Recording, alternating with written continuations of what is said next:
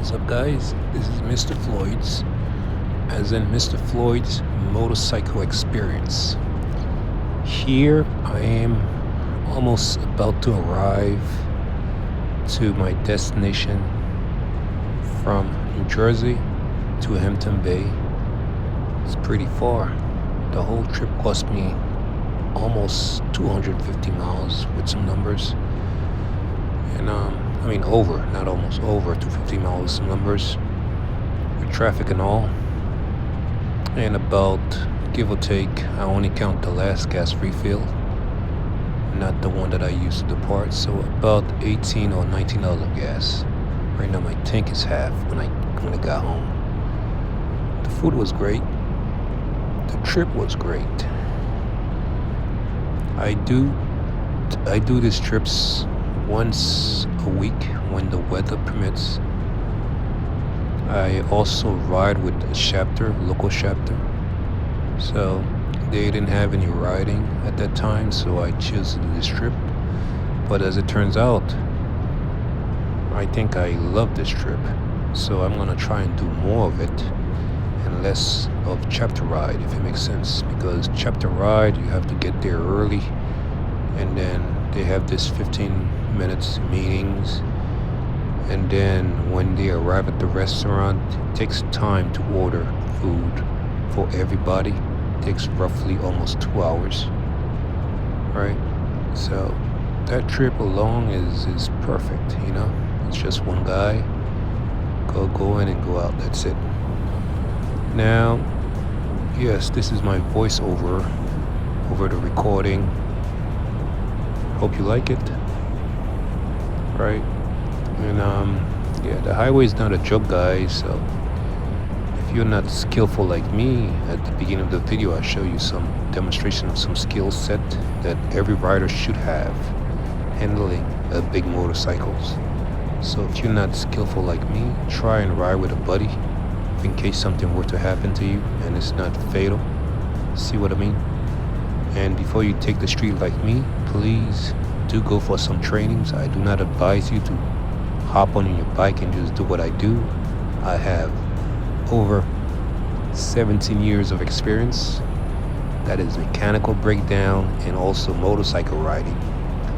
I started out with scooters.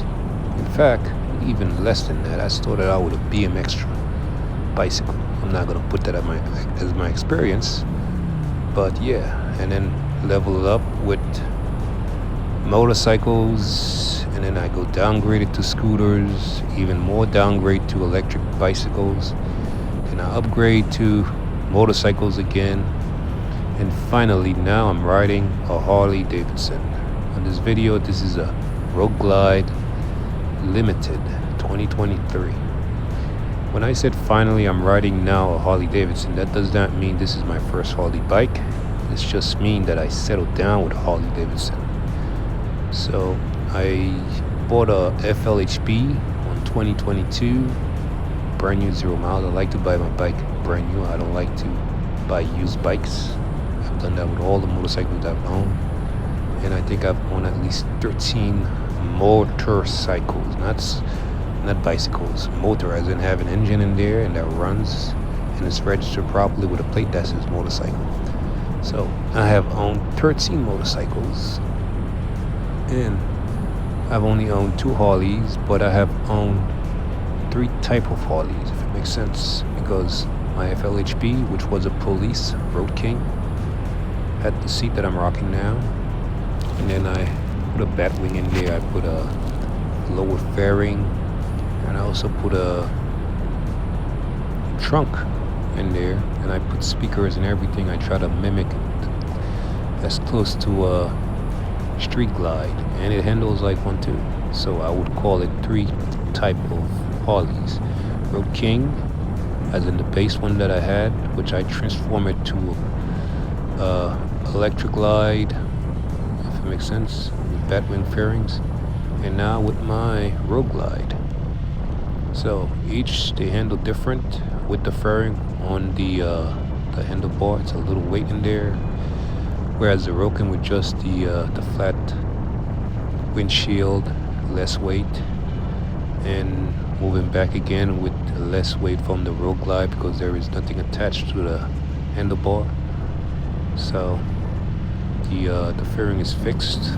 It's called a shock nose fairing, meaning the headlight just stays straight. When you're turning, it does not turn to the direction that you turn the handlebar. Right? So yeah, I mean, it's not a big deal. It's just like driving a car, basically. The car doesn't move when you move the steering, right? So it's not a big deal.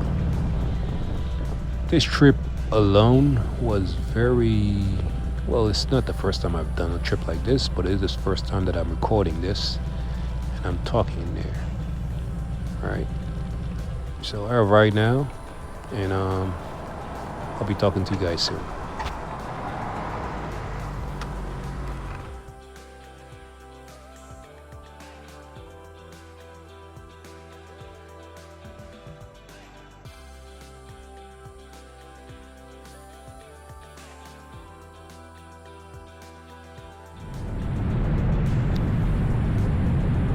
The view was great.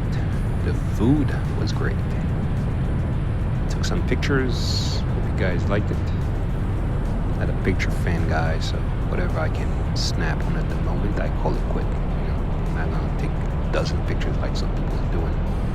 And there were some great scenes on the route. I couldn't capture everything, sorry. I mean, I felt like pull over and just take some pictures, but it's not my style. I mean, I might grow into doing it later on in the future, but not on this video.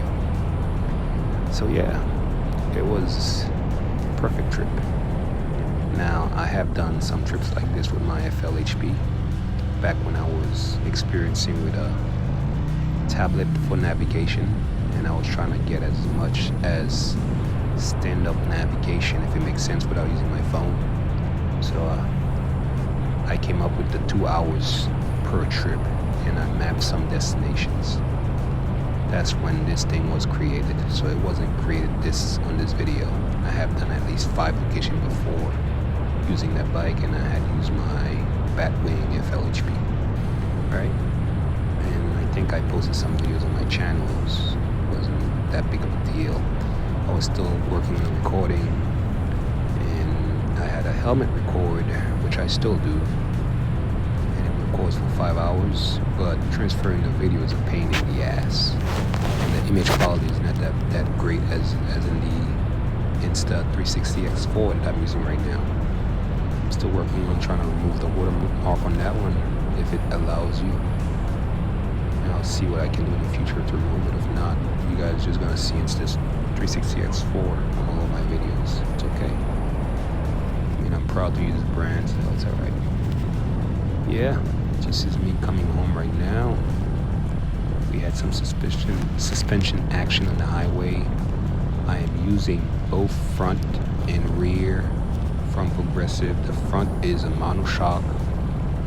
I think I showed a video about me upgrading my front suspension to all-in-ness, right? Method fork and gold tubings and all that. And I also show a video about my brake rotors upgrade to Golfer 7-bolt wave design, not floating, wave design, sorry. And I am also using Brembo brake. To bleed it was a learning curve, so the video that I settled down with wasn't the actual bleeding, even though it worked. I had to rebleed it again to make it even tighter. I guess I didn't have the ABS tool for the ABS to tell me when to bleed again and again, so I was doing it manually just by feel, by riding C and press and make the ABS activate and then bleed it again, which works, by the way. So because I know how brakes feel, I can do it. But if you don't know how brakes feel, you think that you did a bad job. So it's alright.